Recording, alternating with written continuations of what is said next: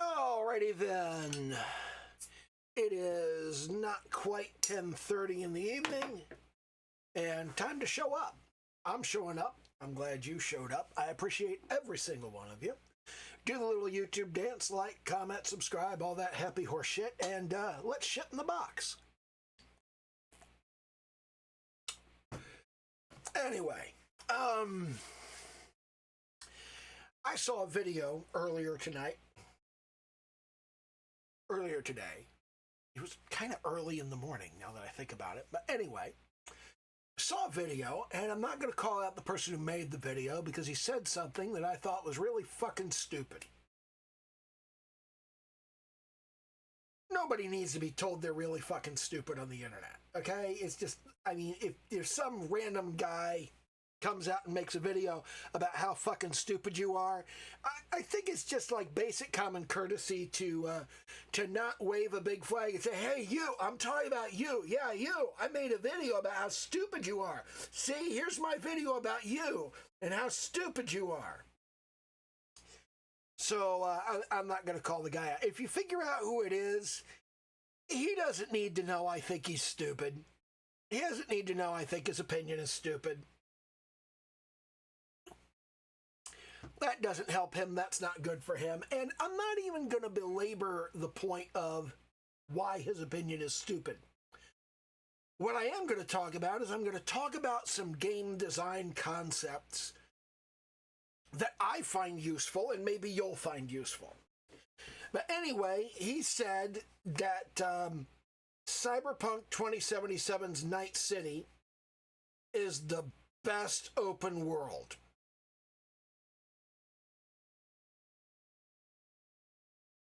But it's not an open world. It pretends to be an open world, but it's not.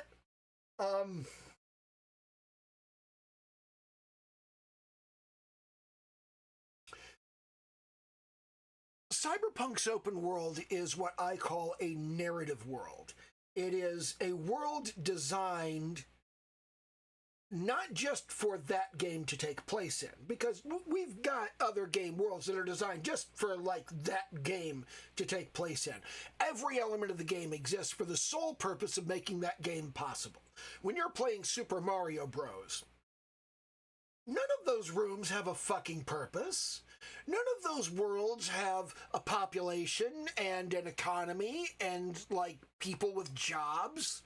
They exist for the sole purpose of being a place for you to play the game. That's what they're for. That's what they do.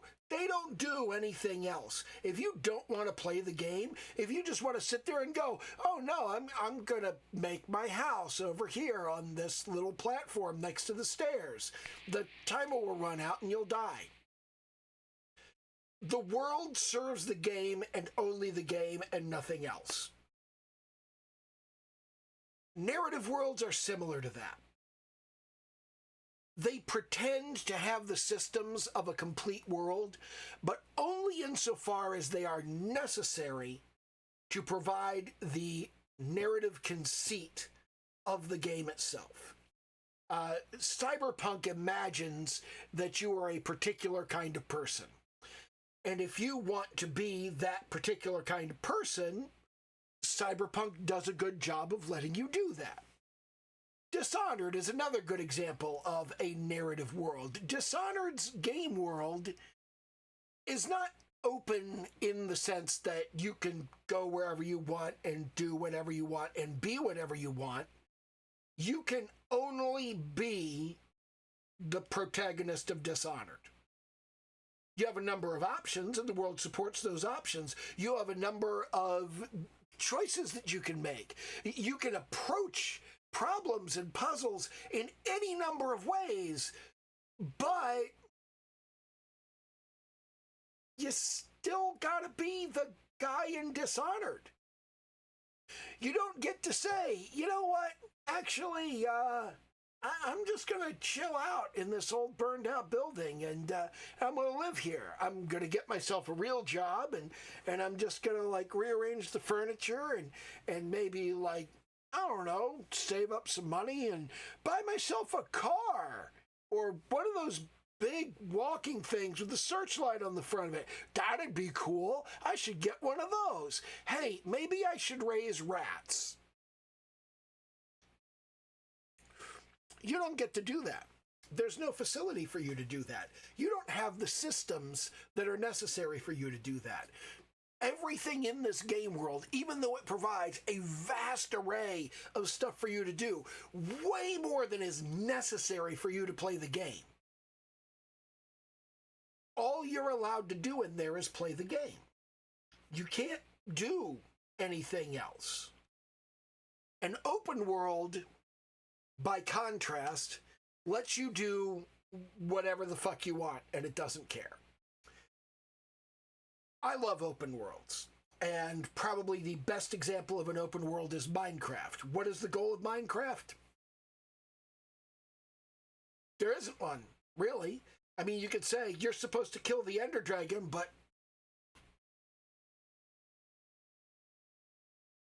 nobody is ever going to kill the Ender Dragon without somebody telling them how to get to the end. The way you get to the end is impossible to determine without somebody telling you, because you can't build Eyes of Ender without somebody telling you how. There's no recipe in the game that tells you how to do it. Somebody needs to tell you how to build Eyes of Ender, and without Eyes of Ender, you cannot construct the portal. And if you cannot construct the portal, the only way to get to the end is to come to a portal that has all of the eyes already in it. That never happens. Wait, can you take the Eyes of Ender out of an Ender frame? I don't know if you can or not. If you can, then you would need to find 2 end portals, pull one of them down to complete the other. But how likely is it that you're going to find one end portal? Just wandering through the world. How likely is it that you're going to find a stronghold just wandering through the world?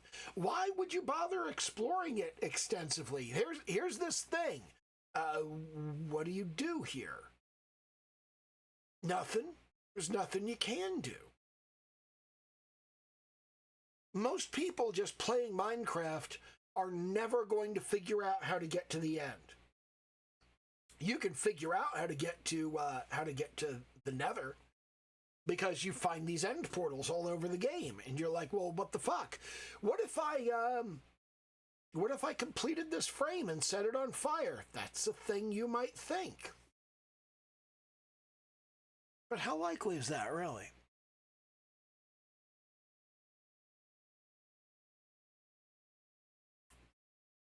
Not very.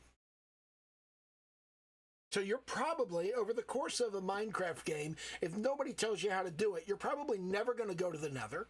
You're probably never going to go to the end. That's just not going to happen. So you can't win the game. In fact, if you don't go to the Nether, you can't get blaze powder. And if you can't get blaze powder, you can't make Eyes of Ender. And if you can't make Eyes of Ender, you can't go through the end. Yeah, there's way too much shit that has to be passed around as tribal knowledge. If you just play the game, it's never going to happen. It's not going to happen. You can do whatever you want, but that's all there is systems to play with. It's fully open. You can build a house. You can run around and kill monsters. You can explore. You can find dungeons. You can find structures. You can take over structures. I love to pick up woodland mansions and turn them into my base. I really do. I love doing that. I haven't played Minecraft in years. They fucked it up. They added way too much shit to it. But anyway, Minecraft is like the obvious open world. The kind of open worlds I really love are the open worlds of Bethesda games, which are more directly comparable to Cyberpunk and Night City. Now, I do want to give credit where it's due. Night City is absolutely gorgeous, and it feels like a living city if you are just walking through the right parts of it and observing what happens. But as soon as you go to take part in this world, nobody behaves like people would really behave.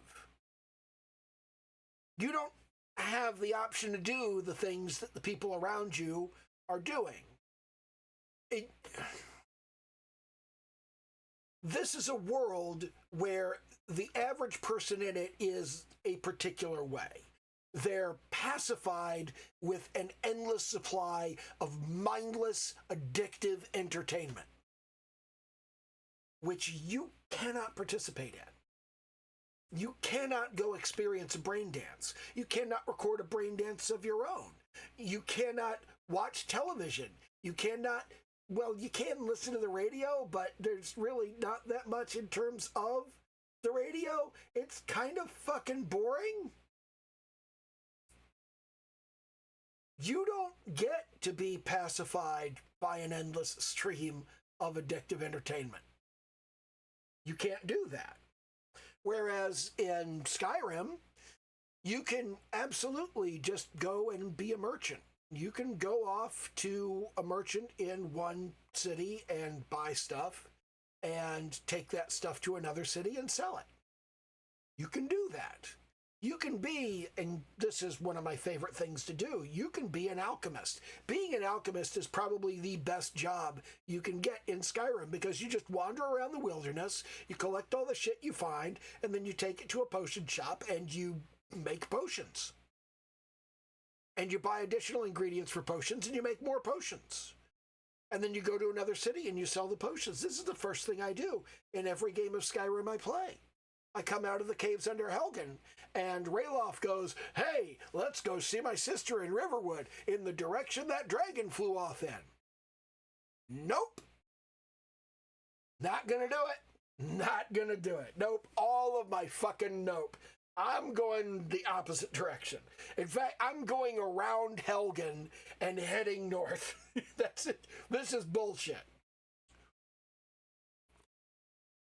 So you go around Helgen, and you head north, and you come to Windhelm. And when you get to Windhelm, you can go into the White Phial, and you can make potions with all of the shit you've picked up on the road along the way, and you can then take those potions, jump on the carriage, and you can go to any other city. I like to start off by going to Markarth, and you can sell the potions there. It's up to you how you deal with the forsworn agent who's trying to kill the woman in the middle of town.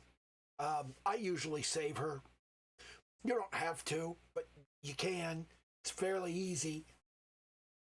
And actually, you don't have to do a whole lot. If you just pull out your flame spell, and as soon as the guy draws his dagger, you shoot him with some flames, he'll chase after you, and you can run away, and the guards will come over and kill him. So you don't really have to worry about it too much.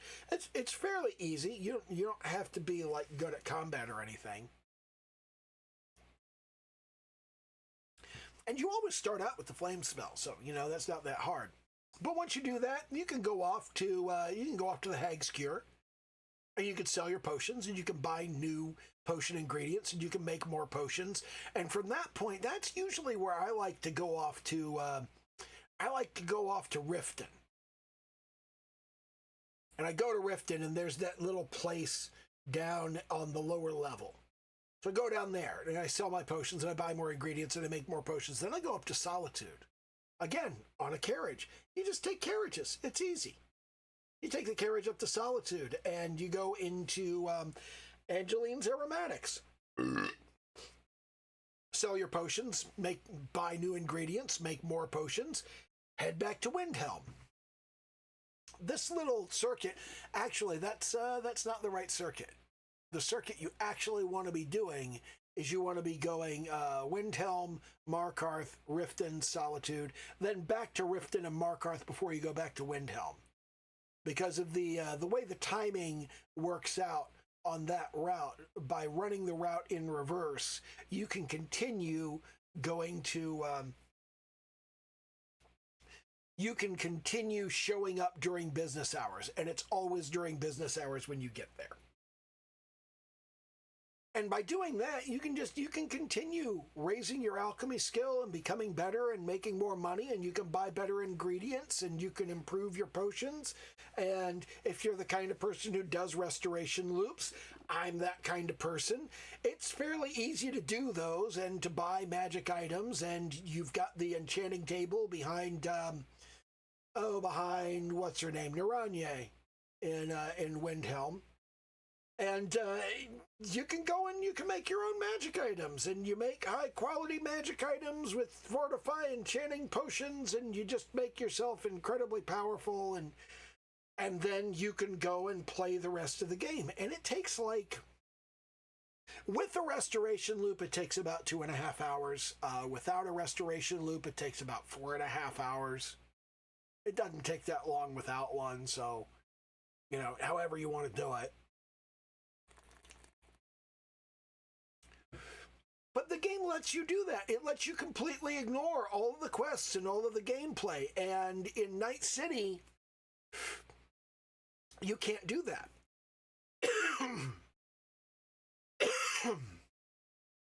There's no opportunity for you to have just like a regular job where you're not doing quests.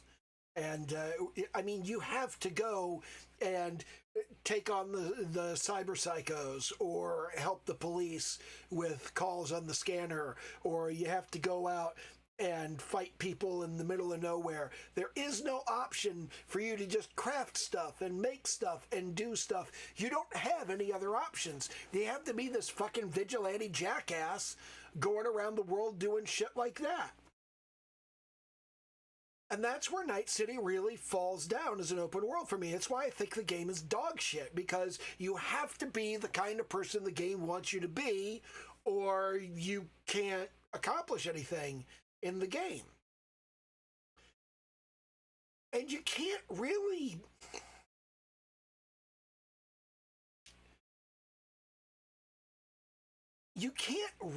engage with the game until you've managed to grind out a large quantity of money and a large number of levels. And it's really fucking annoying, because you have to play the game in this very linear, narrow sort of way, which is one thing in Dishonored. That's the whole thing the game is for. This is what you do. Here it is. But I like the Bethesda-style game where you can do whatever the fuck you want, where you can just tell the entire world to fuck off, and you're not going to do the quest, and you're not going to explore the dungeons, and you're not going to search the old ruins. You're just going to, have a job and shit. I like that. That's more of an open world. It's not just a better open world. It's a better world in general. Night City is just pretty. It is very pretty. It is very detailed. It is really well done. When you're walking around outside of V's apartment and you can hear all of the bystanders conversing in a dozen different languages, I loved that so much, and the promise of that made me feel like this game was going to be so good. And then I had to sit through that fucking cutscene with Dax. Oh my fucking god, that cutscene. A major element of that cutscene when you're in Dex's car is you are supposed to notice how well Dex is being animated. You're supposed to notice how detailed his facial expressions are. The environmental reflections off of his cybernetic arm. And especially, he lights a cigar. Lighting a cigar in a 3D animation is an unbelievably difficult task. It takes so much work, and the animators have to be so good at what they do. It's hard to make that happen. And they make you sit there and watch him do it. They make you watch as he's smoking his cigar, the way the smoke curls and billows. They've done such a fantastic job animating this cutscene. It's great. And they make you watch it. Every single time you start the game, they make you sit through the whole thing because they have to make sure that you are forced to watch the thing they worked so hard on. And I understand that impulse. I really do. But you have to trust your players. And they don't. There are two kinds of players. There are players who will naturally sit through your cutscene and go, oh my God, do you realize how hard that is? Do you realize that just a couple of years ago, this would have been impossible? Do you realize how much the technology to do this cost? There are players who would do that. I'm one of those players. And there are players who do not give a shit. Now, I also think those players can fuck off and suck a dick. If you don't care how hard the developers worked on your game, man, do I lose a lot of respect for you. You should recognize that. You should recognize how hard stuff was. And at the same time, when you see that the developers didn't do a great job on something, you should go, well, that's not a big deal. That's not, they forgot. I'm not really pissed off that when you throw a grenade into the water in Cyberpunk, it doesn't make a splash. And when it goes off, it doesn't make a splash.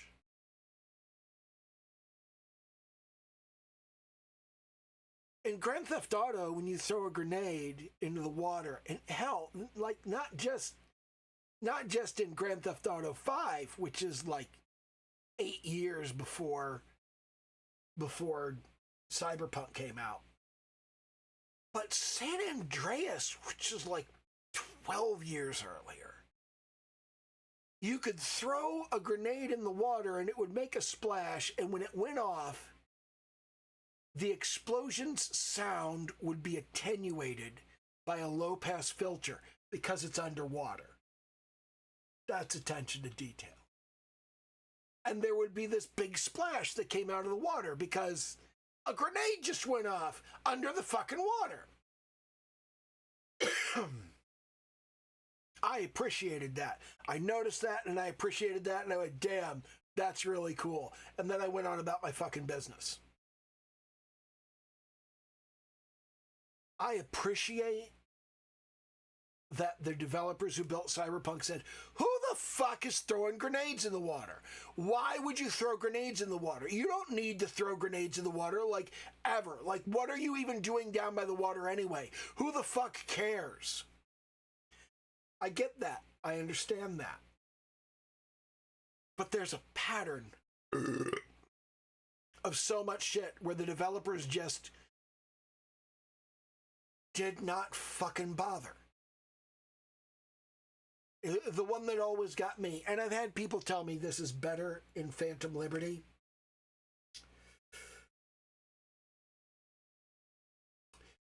Cyberpunk burned me bad because I bought the game and it was dog shit. And I said, this game is dog shit. And they said, did you engage with the main quest? I said, no, not really. And they said, you got to complete the main quest. Okay, I'll complete the main quest. Oh, hey, I've completed the main quest now. It's dog shit. And they said, did you do the optional mission content? No, I didn't do the optional mission content. You got to do the optional mission content. All right, I'll go do the optional missions. And I went and I did the optional missions. And I came back and I said, hey, this game is dog shit. And they said, have you really engaged with the open world and like level capped your character? Well, no, I haven't. And I went and I engaged with the world and I level capped my character. And I went, hey, this game is dog shit. And they said, well, you must be enjoying it or you wouldn't have 300 hours in it.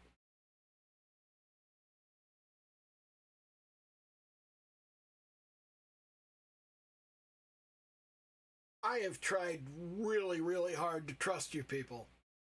And now you're going to sit here and go, now that we've made you play this game for all of these hours and you still think it's dog shit, we're going to tell you that it can't be dog shit or you would have quit playing it. I fucking hate that community. Like, seriously, I'm so angry at that community. I think that's why I'm making this video about some guy said Night City was the best open world. Night City is fucking dog shit. It's very pretty. It's very well modeled. It's very well built. It's very well planned out. They've done such a good job on that. There's only one problem. They've got 40 years of art and maps and source material to draw on. So they're just copying what has already been done for the tabletop game, which I've been playing since the 80s, which I played in the 80s. I didn't know enough people who enjoyed Cyberpunk and wanted to play it. Everybody decided that what they wanted to play was Shadowrun, and Shadowrun was fucking awesome. So I played a bunch of fucking Shadowrun, and that kind of scratches the Cyberpunk itch, while also allowing you to have elves and dwarves and orcs and magic and all of that shit. So all of my D&D buddies really enjoyed that part. And honestly, that was a good combination. I like the combination we did with Shadowrun. It really kind of solved the problem of, I want to play Dungeons & Dragons, but I want to play Cyberpunk. And now, bam, we got the chocolate and the peanut butter. This is awesome. I wonder how many people even remember that ad campaign.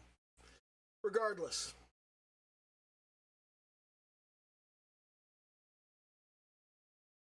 It has always been obvious to me as a software developer and project manager with decades of experience, looking at Cyberpunk 2077,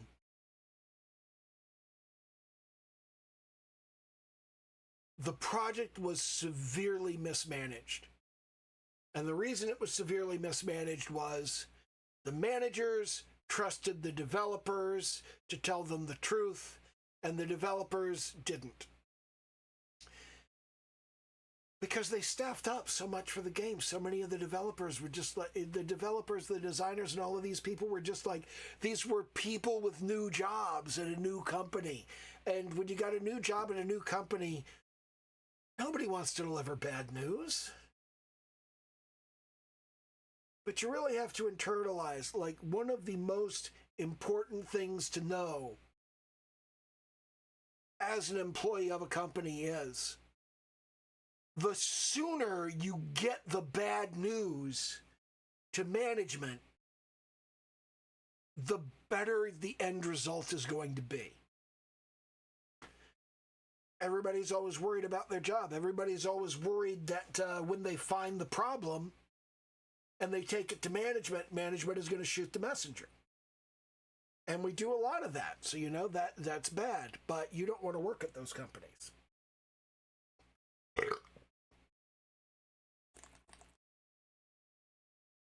If you take bad news to your manager and your manager fires you or otherwise disciplines you for bringing them bad news, start looking for a new job. Start looking for a new job. You don't want to work for that company. You are dodging a bullet here. And the faster you can do it, the better. When I was at Microsoft, I may or may not have told this story before. I found in the image, in the operating system image that we were about to send out with an update to Windows Mobile. Should tell you how long ago this was. I found that one of the certificates we were about to send out was going to expire days after the release. And I raised this to the attention of management, and they said, well, I'm sure the people who handle it will take care of that. We'll get that taken care of. Are we sure? Yeah, we'll get it taken care of. Should I enter it into the issue track? He says, no, it'll be taken care of. And I did not trust them. And I tracked through an email chain and a bunch of check-ins to Source Depot and just all of this stuff. And I tracked down who was supposed to renew the certificate, and he didn't work there anymore. So I tracked down the person who used to have his job. The person who had his job now. The guy who had the job now that was previously done by somebody else who didn't work there anymore. So I found the guy who was supposed to be taking care of this, and I said, are you aware that the certificate is going to expire? And he said, I don't have the information on that certificate. I don't manage it. And I got alarm bells going off in my head. So I'm emailing managers left and right, and I'm going, dude, this certificate needs to be renewed, and it needs to be renewed now. And we don't know who's supposed to renew it and who's got the information. We don't know who is supposed to do this. We need the person who's supposed to do this to tell us that he knows he's supposed to do this, or we're going to be so fucked. And eventually I tracked it down I found the guy, and it was so funny. The guy's like 2 hallways over in the same building I'm working in.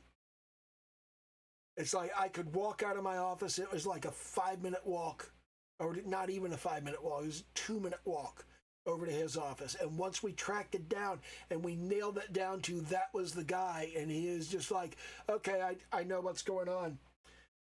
I got up from my desk and I went over to his office and I said, okay, so you're the guy who has to handle this certificate, right? And he was like, yeah. I said, okay, so we need to talk about that. He said, sure, no problem. We can talk about that. And I said, okay. And I stood there in his doorway.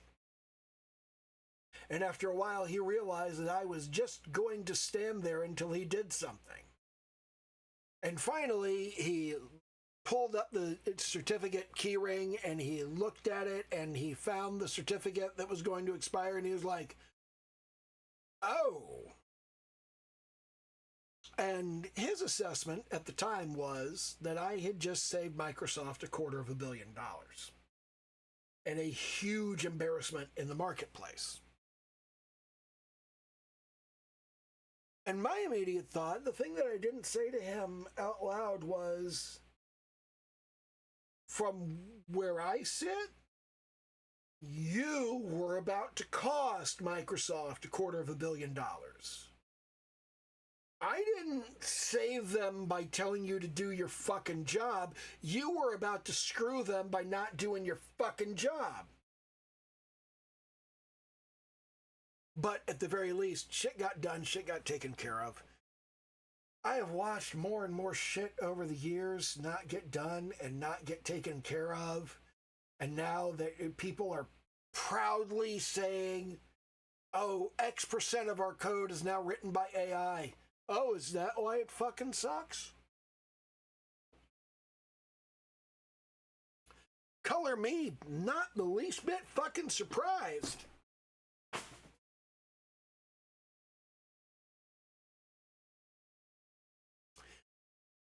I'm going to have another drink because it'll give me time to think. I grab this glass. I got a brand new Pontoyer glass because last time I was drinking on stream, I got really drunk and I broke it. But I still got this one. I'm cool. So I'll be back momentarily. And actually, I got a bottle of wine I could drink. No, I'm going to get a drink. All right, I'm back. So let's jump into the question of what is it that makes a world open? And what makes it open is choice. It's agency. It's your ability to choose what there is for you to do. And Cyberpunk's Night City really doesn't give you a lot of agency.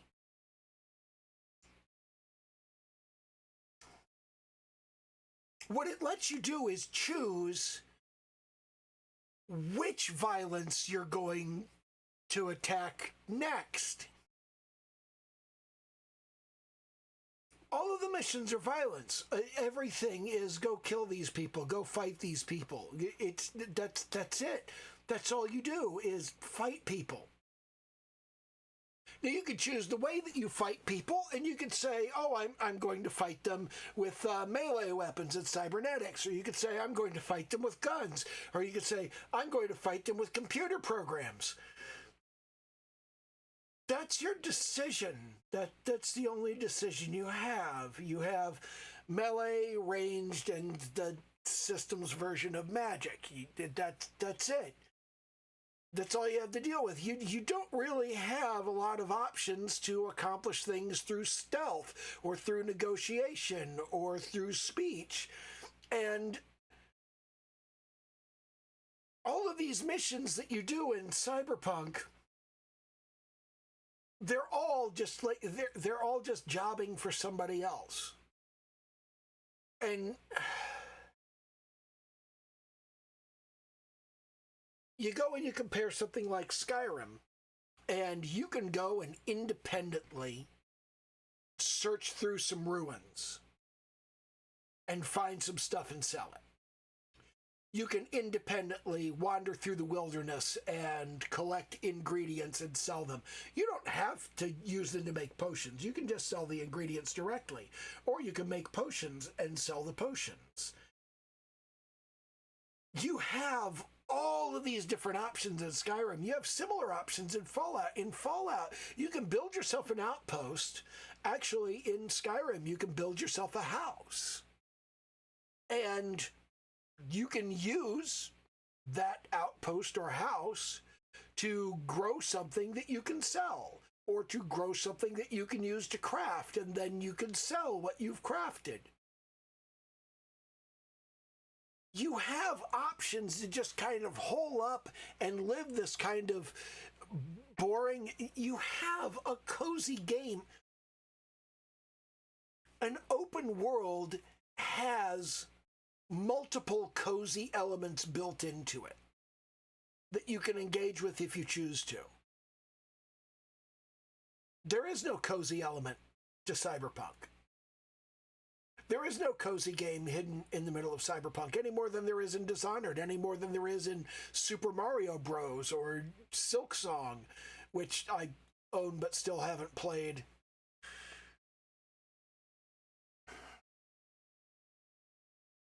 Oh, I never told you what's in my drink. This is a mix of Tanqueray Rangpur and Jack Daniel's Tennessee Honey, and it's fairly good.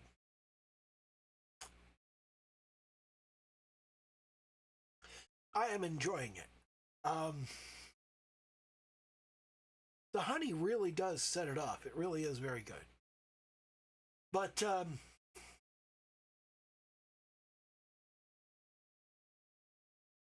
in order for a world to be open, there has to be an option for you to say, fuck this game, I'm not going to play it, and do something else in the world, to do something that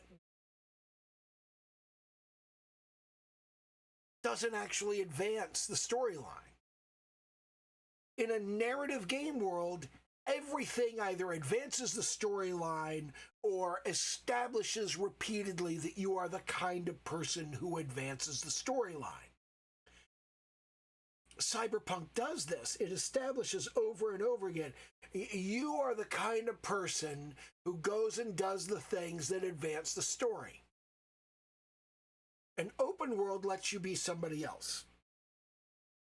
An open world trusts the player to eventually get around to playing the storyline, or to enjoy whatever they're doing enough that they still like your game and give it a good review. When I play Fallout 4, I come out of the vault and I immediately just wander directly east. And I find a place where I can build an outpost, and I build an outpost there. You know, it's interesting when you look at the progression from Skyrim, where in Fallout 3 there was no way for you to build a base. In Fallout New Vegas, no way for you to build a base. In Skyrim, they added in a DLC the ability for you to build 3 houses to your specifications. at 3 very specific locations. And then in Fallout 4, they said, you know what? There's like 50 different locations that you can build shit. And then in Starfield, they said, just build shit wherever you want. Just pick a place and you can build there. You can clear space. You can like move everything out of the way and you can build yourself some shit like right here. And that's really cool. And I hope that gets even more pronounced in Elder Scrolls 6. God, I am looking forward to Elder Scrolls 6. I hope we get it before 2030. Can you imagine if, I mean, right now, if we got Elder Scrolls 6 this year, which we won't, that's a game that spent 15 years in development.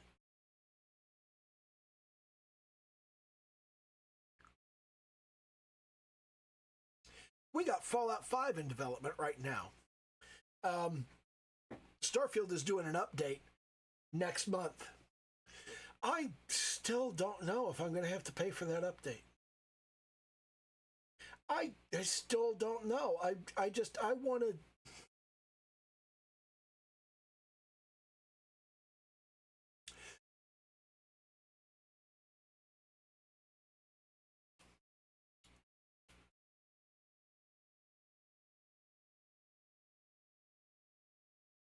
I'm very disappointed in Shattered Space.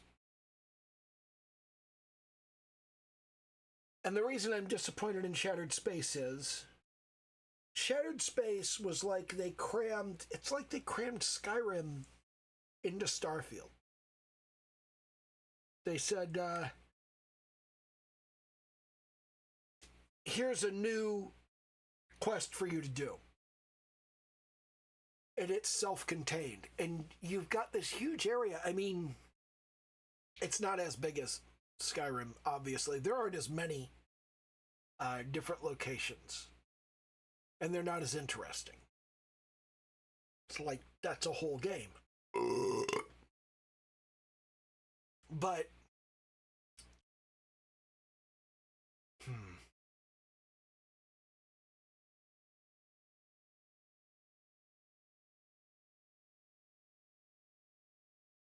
I wanted Shattered Space to lean very, very hard into the horror aspect. Every Elder Scrolls game, well,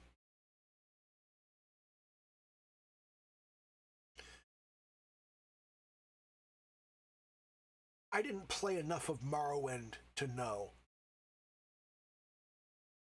But Oblivion was full of horror elements. I mean, for God's sake, you got flayed bodies hanging inside the spires. That's a thing. I loved that about Oblivion. I loved the deep horror aspect of Oblivion. I should go back and play Oblivion again. Skyrim, Hermaeus Mora. That's a very Lovecraftian thing, and the lurkers and all of that sort of stuff.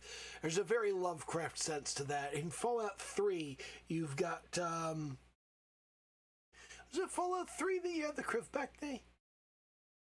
Yeah, it was in Far Harbor, and also in the base game, but they leaned into it more with that. And you didn't have as much of it in New Vegas. But then in Fallout 4, I mean, you've got that you've got that one deep mine that you dig into, and then at the bottom there's like the eye of a god staring up at you. There are very Lovecraftian elements to all of Bethesda's games. And I thought Shattered Space was going to lean really hard into that, and you would learn more about the Great Serpent. And instead, I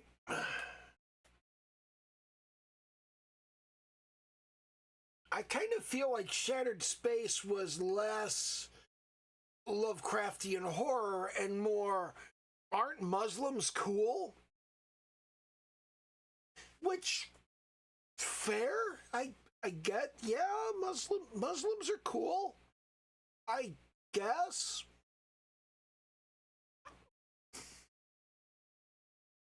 That's not so much a Lovecraft thing as a Frank Herbert thing, because, oh my God, Frank Herbert just, like, wants to fuck the concept of Islam.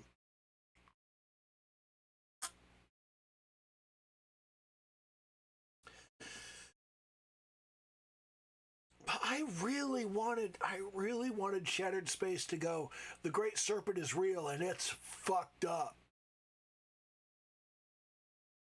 And it didn't. It provided just enough ambiguity for you to go, maybe the Great Serpent's real. But it doesn't really provide you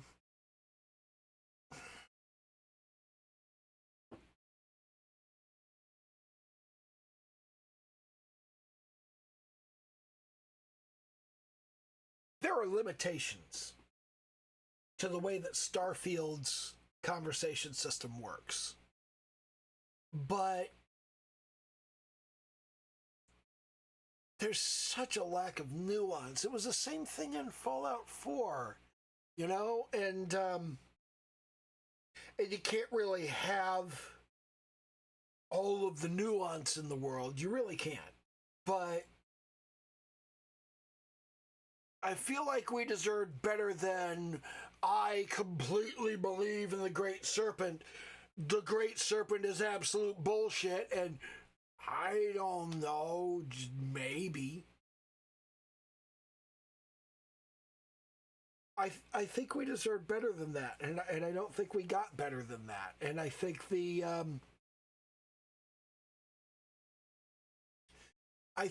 overall thrust of the DLC was really kind of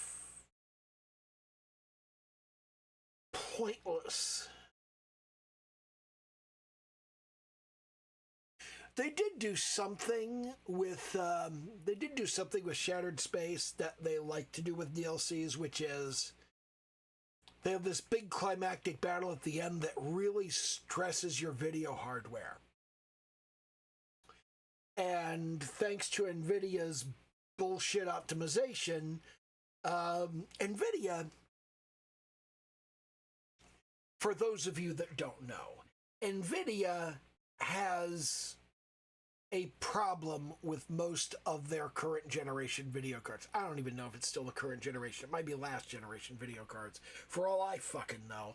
My 30 whatever is, I think it's a 3060. It might be a 38. I don't know.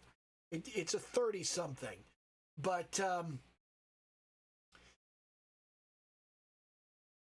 it can demand so much power on such short notice that the power supply freaks the fuck out and the machine shuts down.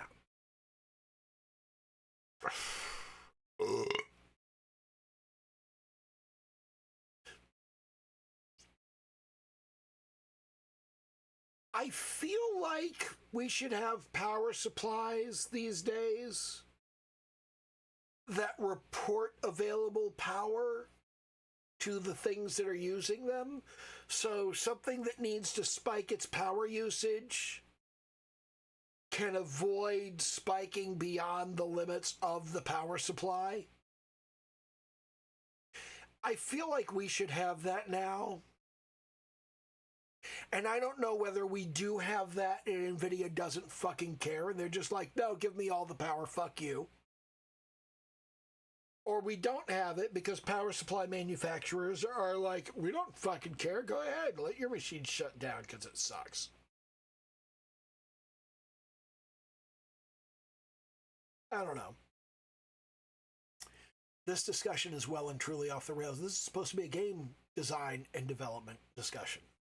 I'm supposed to be talking about game design and development. I guess that's kind of it. Software design and development. Uh, don't spike your GPU so hard that it shuts down the machine because the power supply fucks up.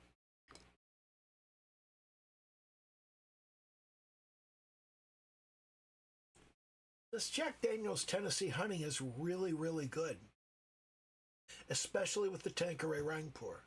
They go together very, very well. It works very, very nicely. I like it. Anyway,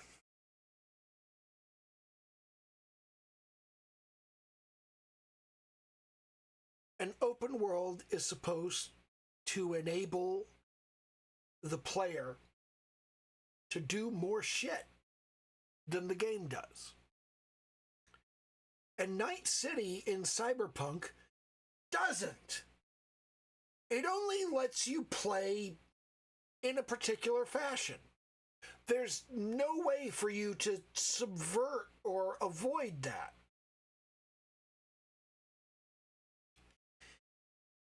GTA lets you, like, run businesses and shit. Actually, I haven't played GTA story mode in so long that I think GTA kind of starts out as a narrative world and only becomes open as you push forward in it and do missions. Like, you have to open up the world by doing missions in it. Red Dead Redemption 2 isn't like that, as far as I can tell. It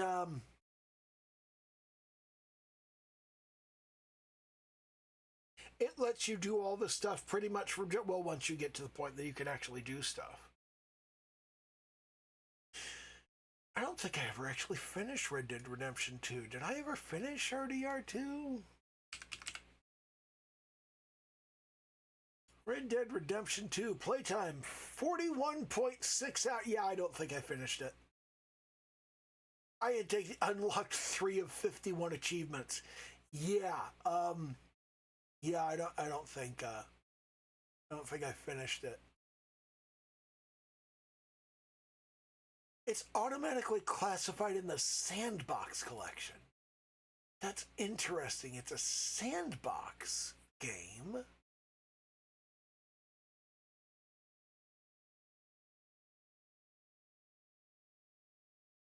But I have an automatic open world RPG collection.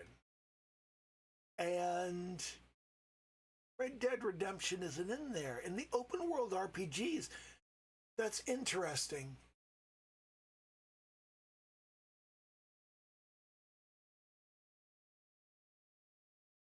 Huh.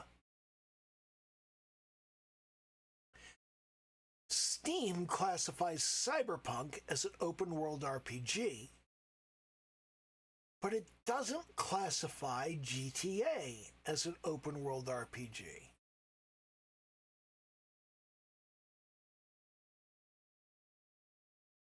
Huh, what looks like it fits here? Let's look at what Steam thinks is an open world RPG. Starfield, Fallout 4, Skyrim, Terraria. Yeah. Creativerse. Yeah. I put 400 hours into Creativerse, and I got really, really annoyed at the fucking developers. I put 400 hours into Cyberpunk. Borderlands 2 has almost 400 hours into it. Borderlands 2 is open world? I don't know that I'd call that open world. That's more narrative world, again, because there's nothing to do in Borderlands except shoot things. Dragon's Dogma, Dark Arisen. I loved this game, and then I didn't play it for a while, and I forgot how to play it. So now I don't play it anymore. Elite Dangerous, 330 hours. You know what? I'm going to put this down here. I'm going to put this down here so y'all can see what I'm looking at.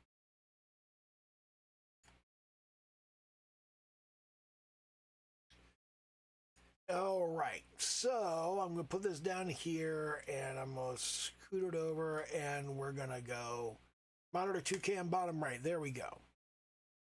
So, Starfield, I've got almost 4,200 hours in Starfield. I fucking love Starfield. You know what? Let's start out for my favorites. These are the games that I've currently got in my favorites.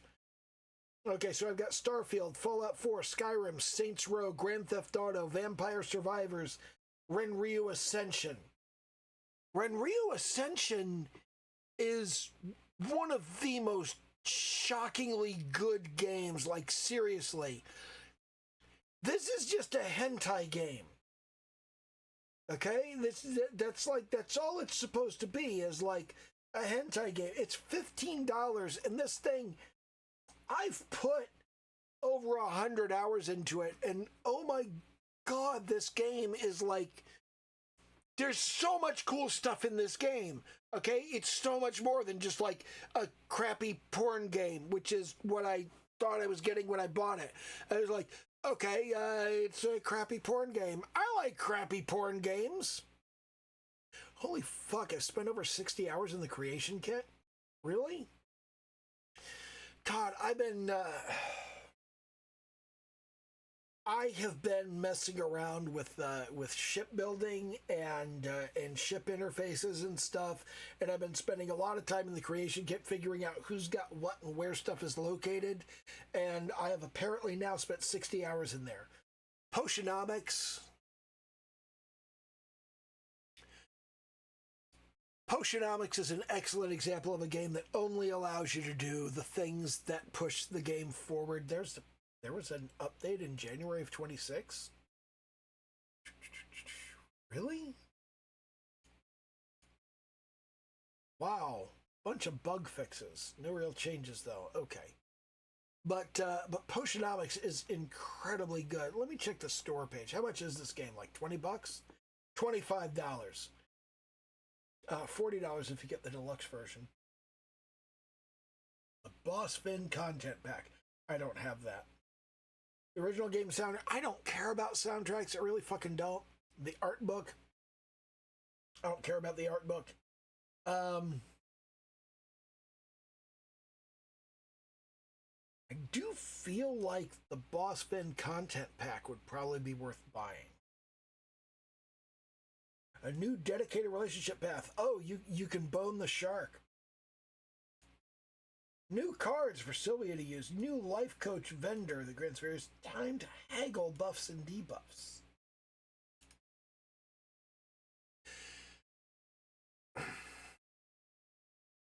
I don't know. Do I want to do that? Ooh, Ooblets. I really wanted Ooblets. Why didn't I? Oh. I remember. That's a principle of the thing. That's a principle of the thing kind of thing.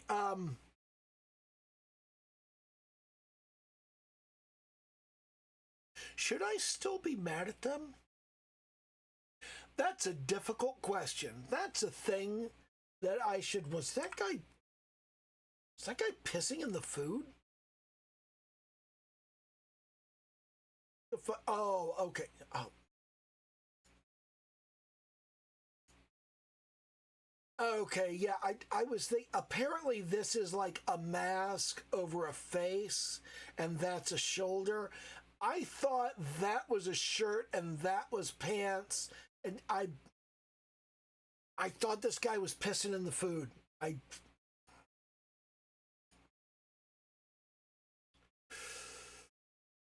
Okay, so here's the thing about Ooblets. For those of you that don't know, the developers behind Ooblets did a Kickstarter, and in their Kickstarter, they were like, yeah, we're going to put this game out on Steam and blah, blah, blah, and if you buy the game and blah, blah, blah, and we're going to give you a Steam key for this and that and the other. And then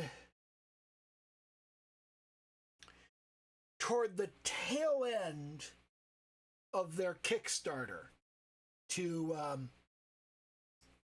support the game's development, toward the tail end of it, they decided they were going to make it an Epic Games exclusive.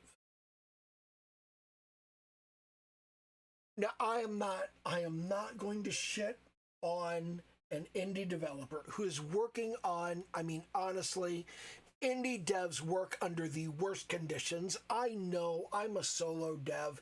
Most of my worst conditions, quote unquote, are me being a dumbass. But those who are not being dumbasses still have so many hoops to jump through and so many hurdles to cross. There's so much for them to do. I'm never going to shit on somebody for making the financial decisions that they need to make to support their game's development. And when Ooblets decided we're going to sell our game to the devil, Tim Sweetney is the devil. He's the guy behind Epic Games. This is not because I think Gaben is the coolest guy in the world. I do really like Gaben, but you cannot confuse your opinion of a person with your opinion of the company they run.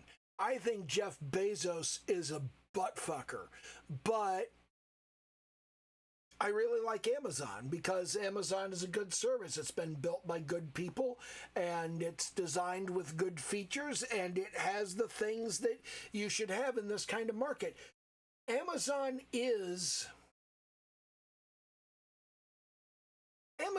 so many things that are good for small business and good for America and good for commerce and good for economics and just good for the world. There are so many good things that came out of Amazon. And Jeff Bezos is a buttfucker. I wish he wasn't a buttfucker, but he is. Similarly, you look at Steam.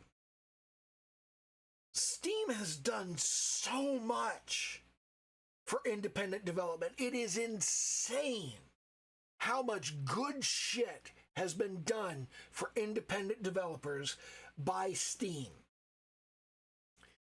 Gaben is also a cool guy. I like Gaben. Gaben has said some things and I just sit there and go, wow, that's fucking brilliant, and I never thought of it that way.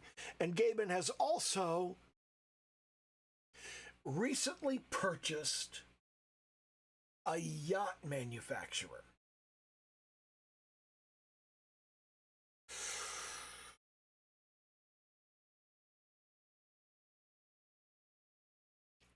I don't know if you're familiar with how the rich use yachts.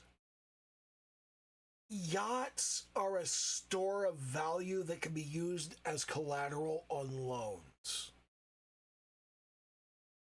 That's what they're for. They're a tax dodge and a half.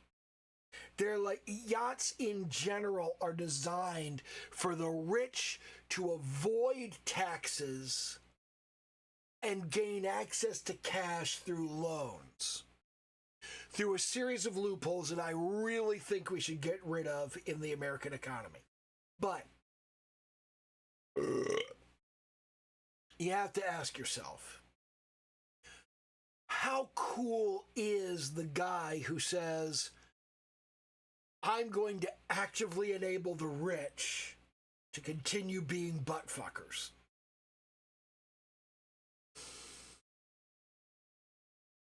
I'm not sure how I feel about Gaben doing this. I'm not sure what I think, because it is smart. It is smart to buy the perfectly legitimate trade that is yacht manufacturing. But there's this thing they do with it, you know? And really, we're like 3 levels deep in this. Okay, let's back up. Let's stop talking about Gaben and his yacht business, and we'll start talking about the game industry and who's not a buttfucker and who is. Tim Sweetney is a buttfucker. Gaben largely is not, and this is not because Gaben is a better person than Tim. It's because Steam provides a real service to real people that helps them accomplish their goals. I love that. That's great. I am glad that Gaben does that. So I'm going to be happy about that, regardless of like anything else Gaben does. Just like I'm happy about Amazon. Amazon has enabled me, well, until recently, Amazon has enabled me to sell t-shirts with zero upfront investment.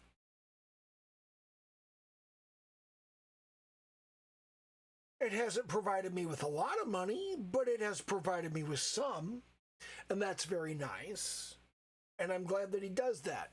It's between merch by Amazon, the Kindle store, the Create Space Publishing, and I don't personally use it, but the physical object fulfillment.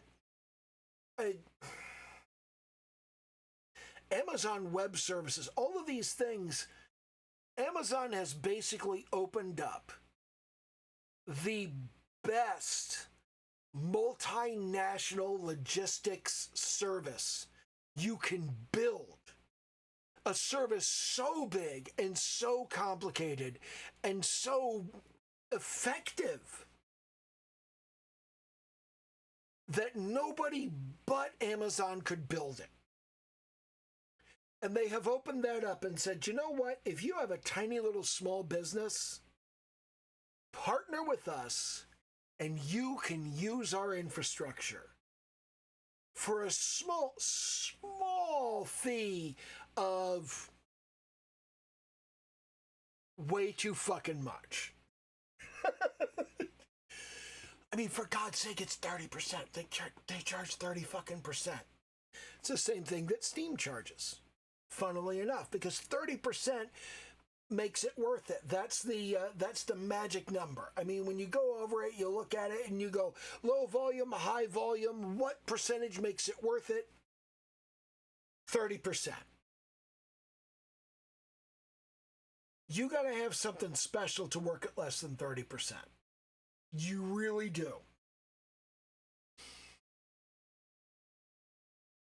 Tim Sweetney is trying to make the Epic Game Store work at 12%. He's going 12%. Come over here. It's 12%. Nobody wants to be there. Nobody likes your fucking platform because your platform is designed for the customer and not the consumer. That's where Steam really made the big decision. They decided that they were going to side with the consumer and not the customer. And they made the consumer into the customer in most places. Lavender blue and I can't fucking read that. Lock 217. Why is it 217? Fuck does 217 have to do with anything? It's not his birthday. He just had his birthday.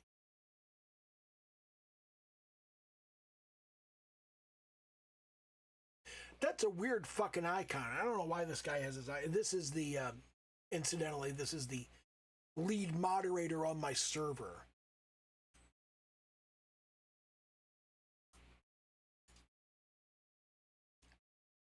Oh, wait. He just messaged me about his new obsession, which is the Land Rover. The Land Rover, which, I mean, honestly, if you're gonna have an obsession, that's not a bad one to have. I'm completely off track now. What am I supposed to be talking about? Okay, trace the chain. Right now we're talking about Tim Sweetney and the Epic Game Store and why it's a piece of absolute fucking garbage. And the reason we're talking about that is because Ooblets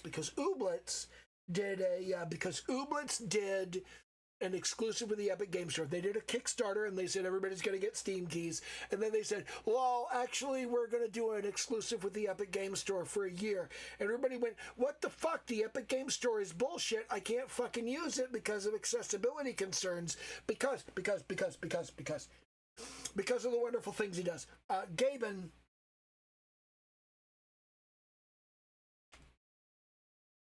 Okay, not Gaben. Forget Gaben. I was going to say fuck Gaben, but forget Gaben. Steam has a very accessible platform.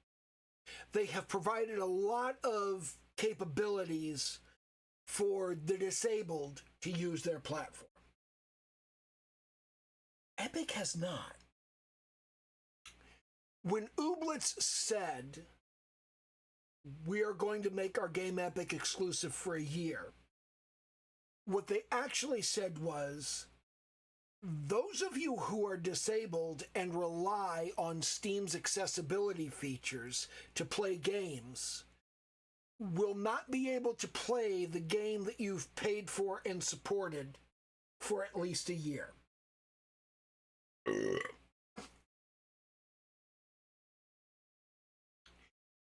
People were not happy. People were not happy, and people kind of, well, they shit little green apples about it, and they had a fit all over the internet. And a lot of people were saying, you know, I need Steam's accessibility features to play the game. And in response to this, the developers of Ooblets insulted them and called them names for being disabled?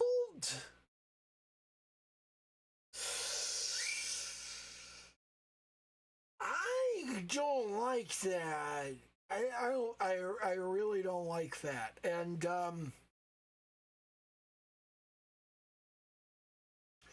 I mean, it's been a few years since that happened. So I don't know, like, did they learn their lesson? That's kind of an issue for me. Whenever you have somebody that does like some shitty stuff, like you have somebody that says, "Ah, yeah, fuck you, you're all retards."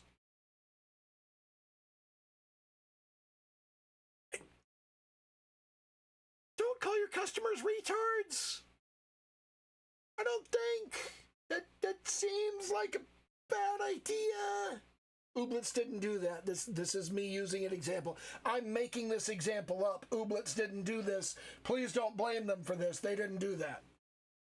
They kind of did that. They didn't say the R slur, but they kind of did that. But if you say all of your customers are retards, it's not enough for you to recognize that once you call all your customers retards, nobody's going to buy your shit and you're not going to make any money. It's not enough for you to realize that and go, oh, I shouldn't call people retards because that'll cost me money. You should understand that you shouldn't call people retards because you shouldn't call people retards. I'm drunk, that's why I'm just saying it. That's my excuse. Well, you would say it sober. You're goddamn right I would say it sober. I grew up in a world where you could say that. That was the thing we said. I'm fucking old. Leave me the fuck alone. Oh, God, it's almost midnight. You know what? I'm going to go ahead. I'm going to upload this late. I don't give a shit. I do not give a shit.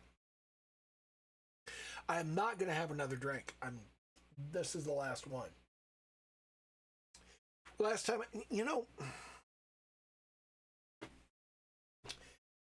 every time you get blackout drunk, it becomes easier to get blackout drunk.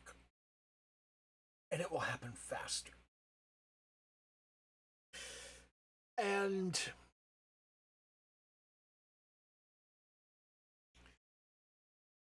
Real talk, I enjoy the puzzle of what the fuck did I do last night? But I do not enjoy the how did I injure myself? I do not enjoy the where did I throw up? I do not enjoy the what did I break? I don't enjoy that stuff. And I broke my other Pontalier glass. I'm not happy with that. I'm especially not happy with that because they said, how much would it cost to replace that Pontalier glass? I'm sorry, what? It's a glass. Do you know why these glasses cost so much?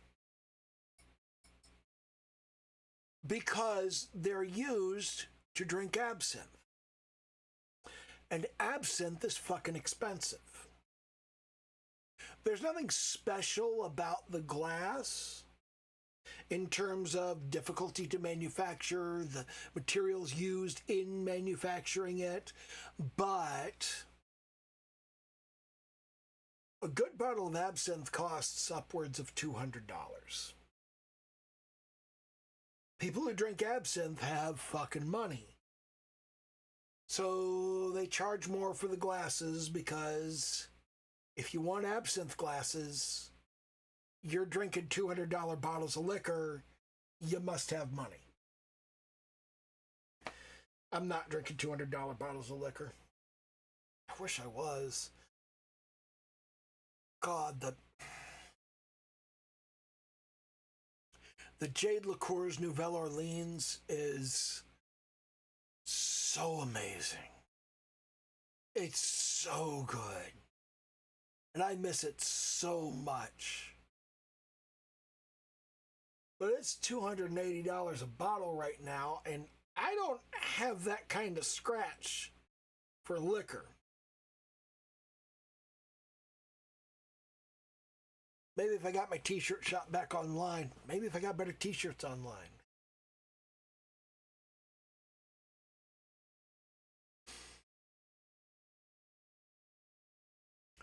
I got to start taking that idea seriously.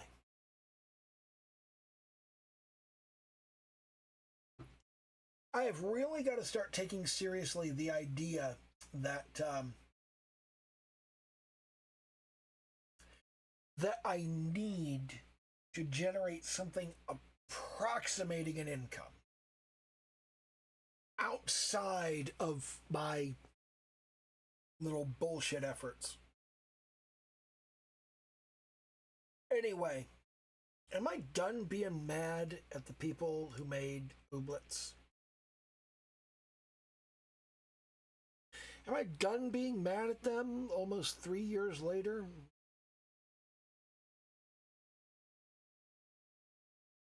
I really thought this game looked good. I really thought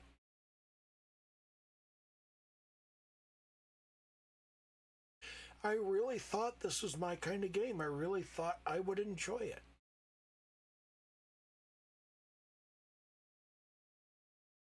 But they decided to go, hey, yo, all you people that gave us money to support our development, fuck you! We don't give a shit. We're going to put our game on a different platform than we promised you for a year. And you're not going to be among the first to get it. And you're not going to be among the first to play it. And you're not going to have access to it. Even though you gave us money when we had absolutely jack fucking shit, you can go to hell. You go to hell and you die.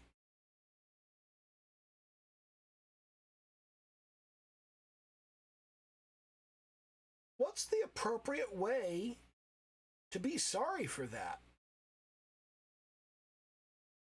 What is the appropriate penance to say we have learned our lesson and we won't do that kind of shit anymore? I don't know.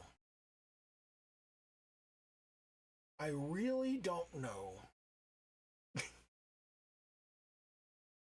I am 30 hours into Umineko When They Cry and Beatrice still hasn't shown up, and I'm just like, oh, when is this story going to get interesting? And you know, I really do like the author of these. I mean, I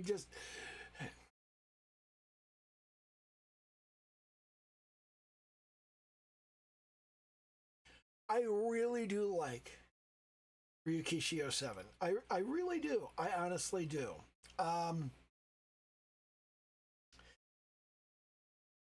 Blue Prince is a great game. It really is. What was I getting at with all of this? What was I looking at? Unplayed Yandere Survivors. That's my game. That's my game that I made. It's not unplayed. You just don't track time for non-Steam games. It's not called Yandere Survivors anymore anyway. It's called Filthy Pervert Stole My Panties. It didn't used to be called that. I'm supposed to be talking about something. Holy shit. I'm like 20 minutes into discussing something and I never got to my fucking point because I'm fucking drunk. I love to be drunk. Being drunk is awesome. All right, so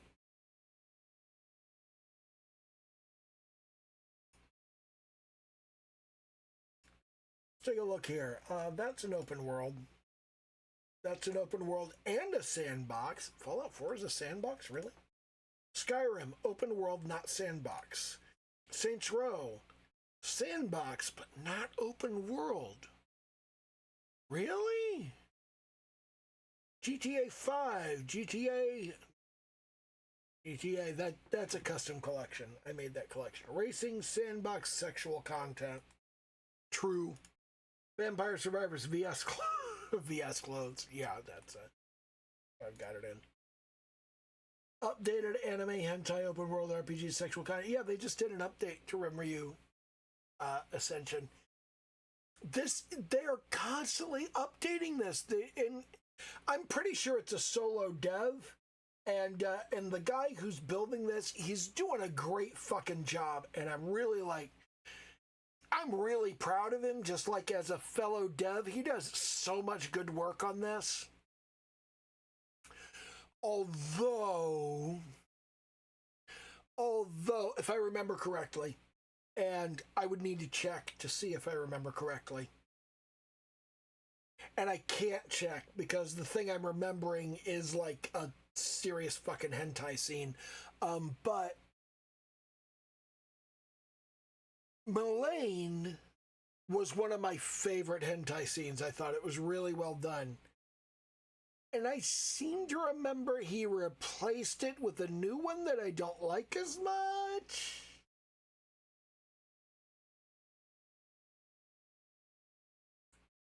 Also, Renryu has the problem that I have with almost every hentai game these days, which is, why is everybody shaved?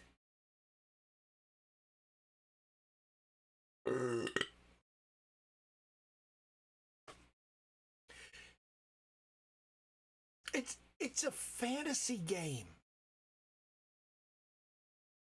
It's a medieval fantasy game. Nobody's supposed to be shaving their shit. That's not that. We didn't do that back then. Like nobody did that back then.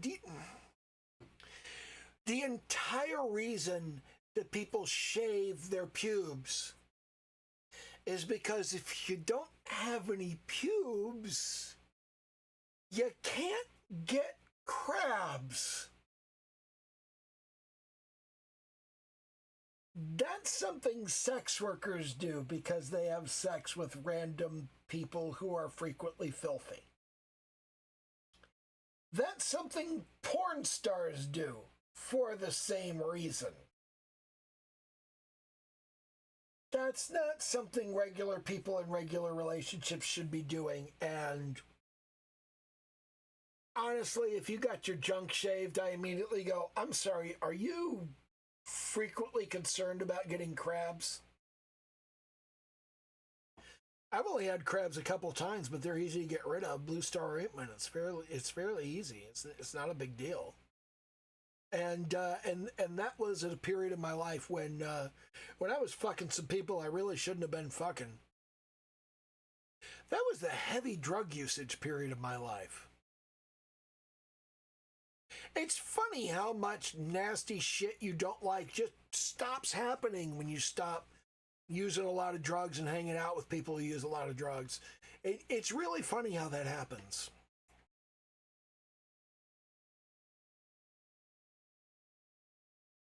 I've only spent 5 hours in Silent Hill F, but I really like it. I really, really do like it. I just,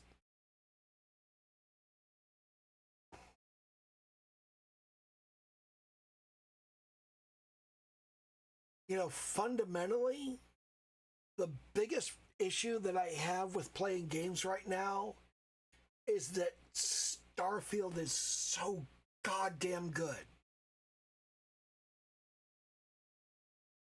Because, Wong Le, it is my lady, oh, it is my love. Oh, that she knew she were. See how she rests her cheek upon her hand. Oh, that I were a glove upon that hand, that I might touch that cheek. My name's Caliban. Of course I know Shakespeare.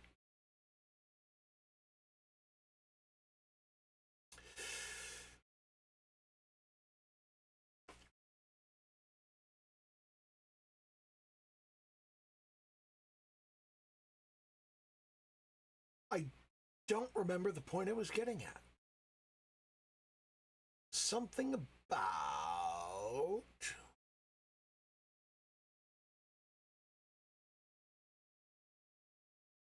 Something about open world games. Something about narrative world games. I drink too much. I really need to cut. Well, I have cut back, like a lot. I need to cut back further. But this is fun. I like this. I enjoy this. We're still a couple minutes from midnight. Like, technically, if I finish this video in like 3 minutes, then like I'm still finishing it on Monday.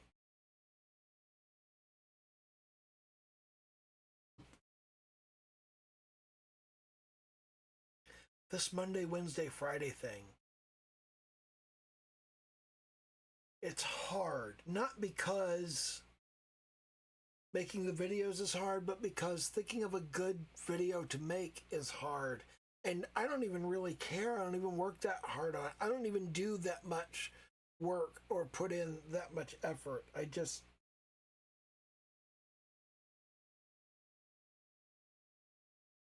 want to do a video that isn't shit. And I still do. Every week, every time I do a video that's absolute shit. What you gonna do? A video that isn't shit, preferably.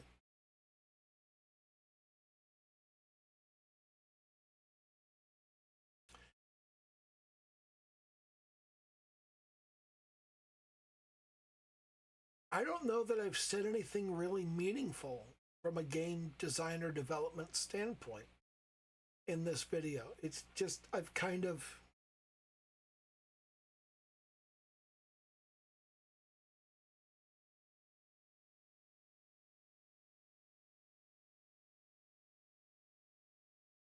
just not done a good job of anything lately.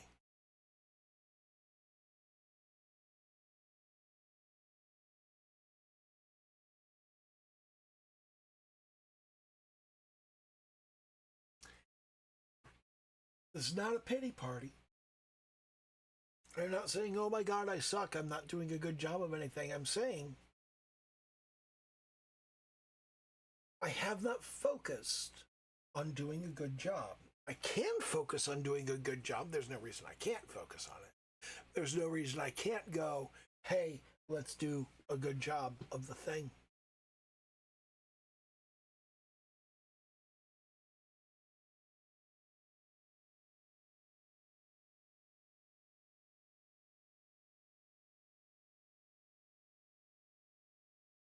I don't know, man.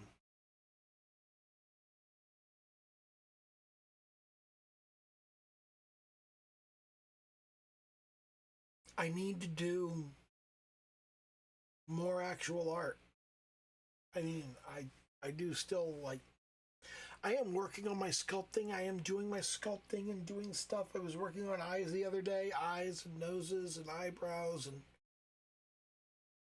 thinking about that stuff. You can see that on my Subscribe Star post if you go to my Subscribe Star and you subscribe to that, which is free.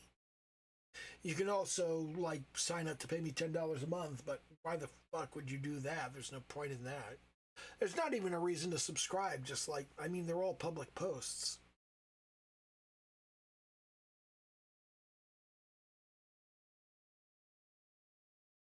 I don't feel like I add any value to anything.